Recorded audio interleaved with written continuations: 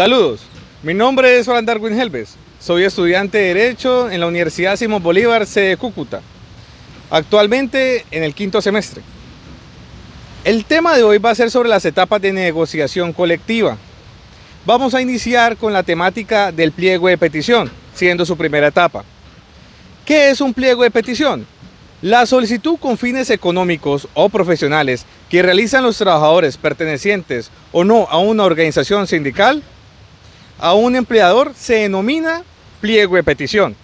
Si bien el pliego no requiere una formalidad exacta, debe como mínimo tener estos siguientes aspectos, los cuales serían: debe ser presentado por escrito, determinar el nombre y domicilio del sindicato o sindicatos que lo presentan, o de los trabajadores cuando no son sindicalizados, la identificación del empleador o empleadores a quien va dirigido, y clara relación de aspiración o reclamos. El artículo 374, numeral 2 del Código Sustantivo de Trabajo nos dice que una de las funciones fundamentales o principales de los sindicatos es sin duda la presentación de un pliego de petición, relacionado con las condiciones de trabajo y con las diferencias que existen entre los empleadores y los empleados, que no estén sometidas a la ley o por la convención a un procedimiento diferente que no se hayan podido resolver. Según el artículo 432 del Código Sustantivo de Trabajo, nos dice que el pliego de petición se presenta directamente ante el empleador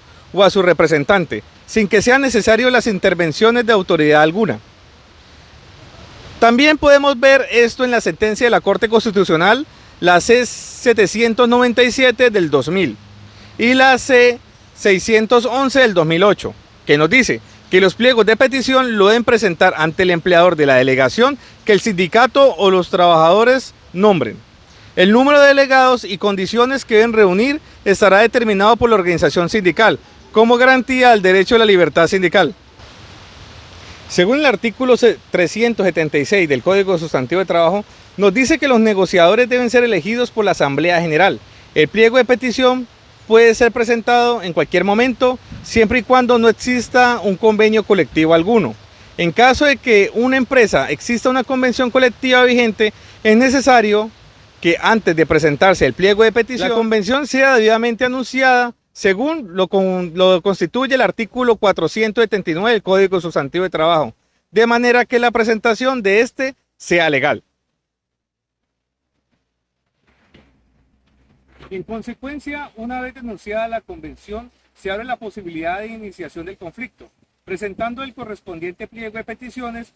Por el contrario, si no se procede con lo denunciado de la convención, el conflicto no podrá iniciarse válidamente, puesto que se hace parte fundamental del debido proceso. Como bien señala la Corte Suprema de Justicia, en la Sala Laboral, radicado 33750 del día 10 del 12 del 2008. En resumen, no siempre la presentación de pliego de peticiones supone que un conflicto colectivo económico ha nacido como regla en la ley, pues para llegar a esa conclusión es necesario verificar si todos o cada uno de los presupuestos legales se han cumplido, y en principal solo cuando esto ha tenido ocurrencias. Bien, puede observarse que dicha presentación tuvo la fuerza legal para empezarlo con el ajuste exigido por la ley que lo regula, salvo que se presenten circunstancias en las que medie la voluntad de las partes de dejar saneada cualquier irregularidad que se haya presentado en el trámite del conflicto.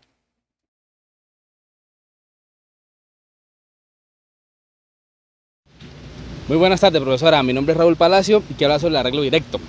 El arreglo directo se denomina así porque dicha etapa deben intervenir como partes únicamente los representantes patronales y los representantes de los trabajadores. El legislador ha querido que uno y otro sean intervención de terceros y traten de conciliar respectivos intereses.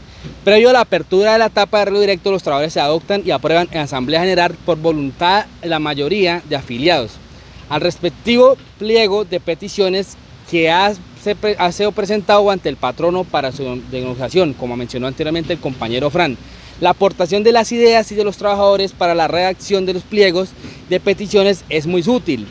Y aún así la comisión encargada de la preparación del anteproyecto del pliego debe trabajar de íntima vinculación tanto como los miembros de la junta directiva como sus compañeros que van a cumplir las responsabilidades de negociadores.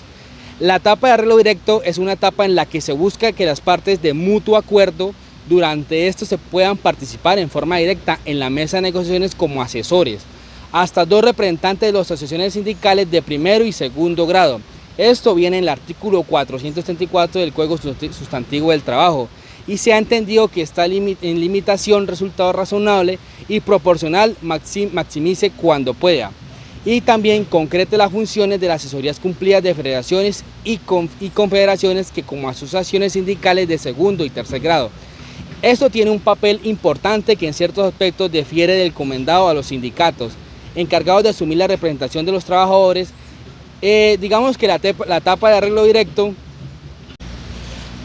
dándole a continuación, profesora, la etapa de arreglo directo tendrá una duración dentro de 20 días de calendario.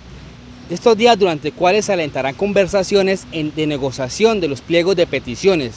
Este lapso de tiempo es probable de mutuo acuerdo entre las partes, digamos dentro de los 20 días que se menciona y durante la máxima duración de la etapa de arreglo directo.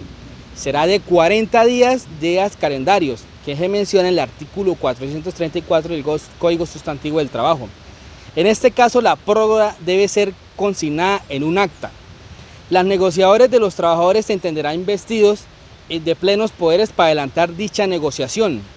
Si al término de la etapa de arreglo directo persistieran diferencias sobre algunos puntos de pliego, las partes suscribirán un acta final que registre los acuerdos y dejarán la constancia expresa sobre las diferencias que subestiman.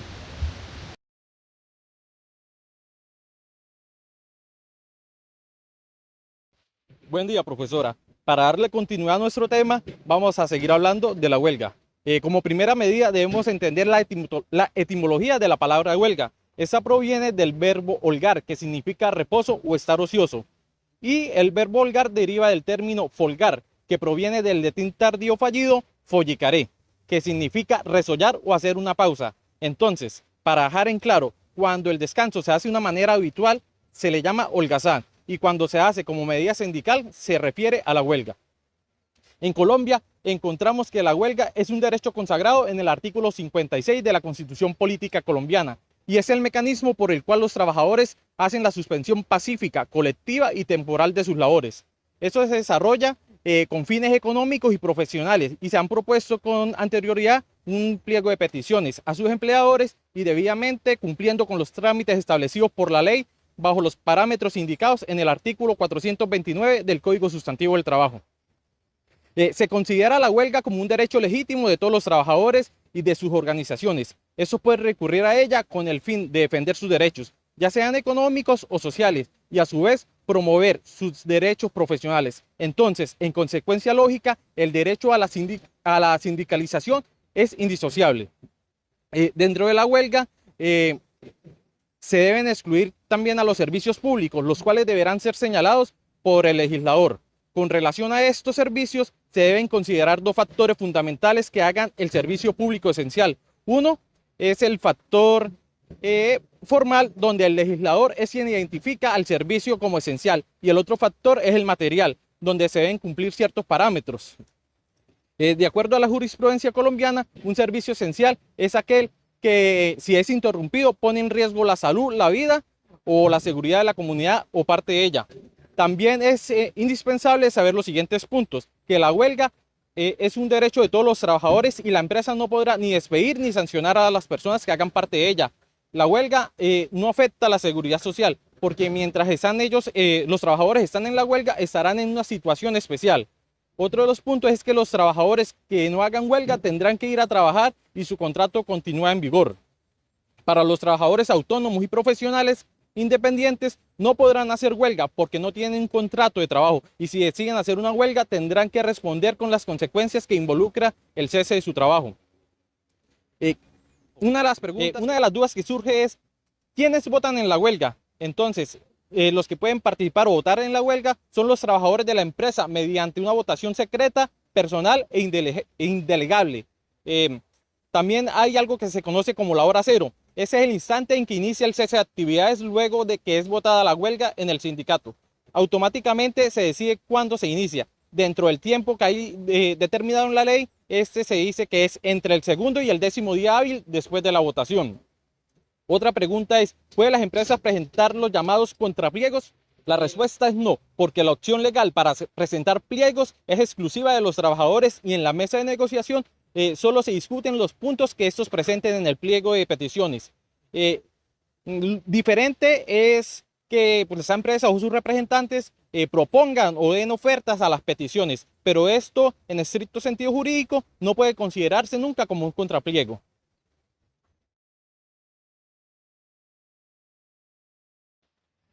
Buenas tardes, mi nombre es Sammy Moreno, soy estudiante de la Universidad Simón Bolívar y a continuación el tema es el Tribunal de Arbitramiento. Para definir, el Tribunal de Arbitramiento en materia laboral es un mecanismo alternativo de resolución de conflictos mediante el cual 3 árbitros transitoriamente administran justicia para resolver de carácter definitivo y obligatorio los conflictos colectivos laborales a través de una decisión denominada laudo arbitral. El objetivo que tiene el Tribunal de Arbitramiento es establecer el procedimiento a seguir para tramitar la solicitud de convocatoria de los tribunales de arbitramiento que derivan los conflictos laborales. Bien, las normas que rigen el Tribunal de Arbitramiento es el trámite de solicitud de convocatoria al Tribunal de Arbitramiento obligatorio se enmarca en los convenios 87, 98 y 154 de la OIT.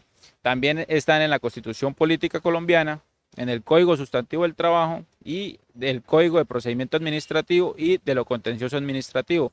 También, por otro lado, tenemos el Decreto 017 del 2016 y la Resolución 3503 del 2017. ¿Cómo es el proceso del Tribunal de Arbitramiento? Entonces, se tiene que elevar una solicitud de convocatoria al Tribunal de Arbitramiento. Esta la revisarán y la documentación en un máximo de 10 días hábiles. Si no se envían los documentos completos, se dará un mes para llevar los documentos. Si no llegan al arreglo directo, se avisará a la Dirección Territorial del Ministerio de Trabajo que tome actos, certificación de personería jurídica. También deben anexar la certificación de la personería jurídica de la organización sindical. Si los documentos están bien, se dará inicio al Tribunal de Arbitramiento en los 3 días siguientes, cuando sea aprobado por el viceministro de Relaciones Laborales. Para finalizar, se firma y se enumera esta resolución. Muchas gracias.